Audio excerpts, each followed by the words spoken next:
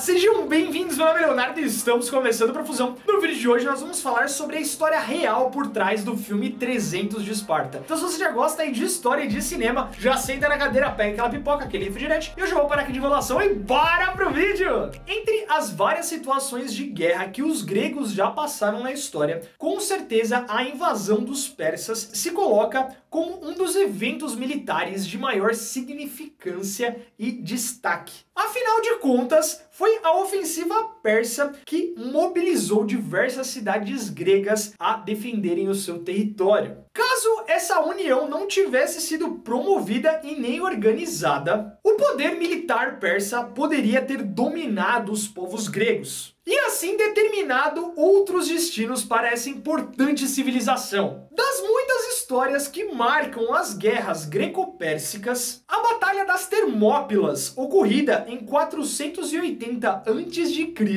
aparece como um dos mais importantes eventos militares desse conflito. Afinal de contas, segundo o que apontam os relatos da época, o rei espartano Leônidas convocou 300 dos seus melhores guerreiros para ir contra a ofensiva persa. E diga-se de passagem que o exército persa era muito mais numeroso do que os 300 guerreiros que Leônidas levou para o campo de batalha. Mesmo tendo sido derrotados, Leônidas e seus 300 homens ficaram muito famosos na história por conta de seu ato de coragem. No ano de 2007, essa história chegou nas telonas do cinema por um filme que foi dirigido pelo aclamado diretor Zack Snyder, que na época foi inspirado pelos quadrinhos que tinham sido escritos pelo Frank Miller. Inclusive, fica um parênteses aqui, quem nunca leu 300 de Esparta, pega pra ler porque é sensacional. Sendo assim, o Scott Snyder conseguiu imprimir ali uma aura muito sombria e muito sangrenta nesse evento histórico, apoiado por diversos efeitos especiais e recursos inacreditáveis, que com certeza conseguiu agradar ao grande público e fez com que todo mundo tivesse um gostinho de quero mais. Em diversos pontos a gente pode ver que o diretor realmente se inspirou em eventos históricos. Contudo, existem diversas outras situações em que a famosa licença poética entrou em ação. Até mesmo para que o filme ficasse mais agradável para o grande público, porque se também ele fosse levar tudo a ferro e fogo como aconteceu, talvez não fosse um filme tão interessante como foi. Mas então vocês vão me perguntar: Léo, quais foram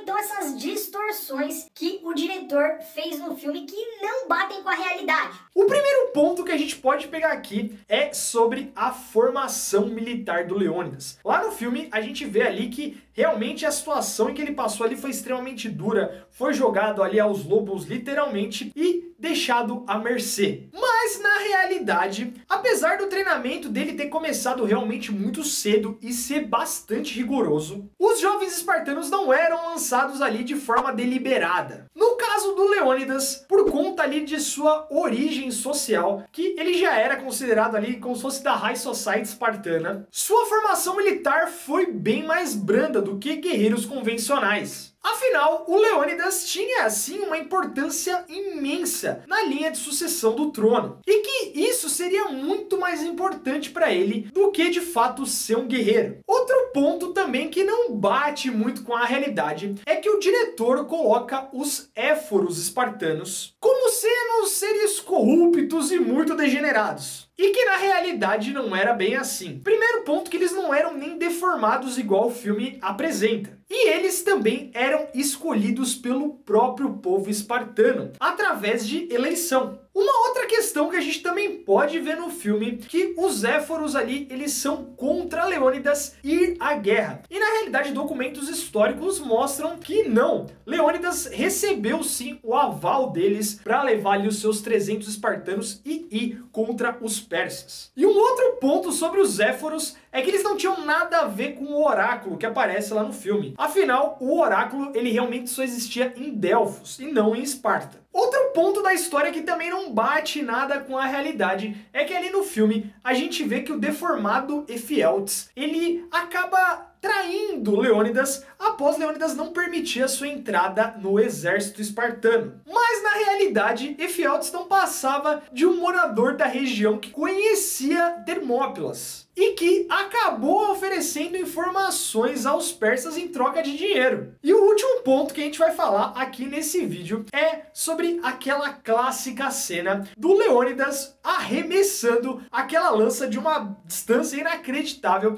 em que ele acaba ferindo Xerxes. E que na realidade não existe nenhum tipo de registro que isso realmente tenha acontecido. E a coisa mais provável que deve ter rolado é que com o exército persa sendo tão grande e defendendo o seu rei tão bem, muito provavelmente Xerxes nunca deve ter nem pisado no campo de batalha. E realmente Leônidas ali foi morto apenas por soldados. Então pessoal, essa é a história real do filme 300. Espero que vocês tenham gostado e que eu não tenha aí destruído a visão que vocês tinham do filme. Afinal, o filme é extremamente bom e eu também sou fãzaço. E se vocês não curtiram esse vídeo lá no comecinho, já curte agora. Se você puder, compartilhe com todos os seus amigos e familiares e já se inscreve aqui no canal. E se vocês não conhecem o trabalho muito bacana que a gente tá fazendo lá no Instagram, todas as terças-feiras a gente tem uma super live e todos os dias a gente posta aí muitas curiosidades. Do mais é isso, pessoal, e tchau, tchau!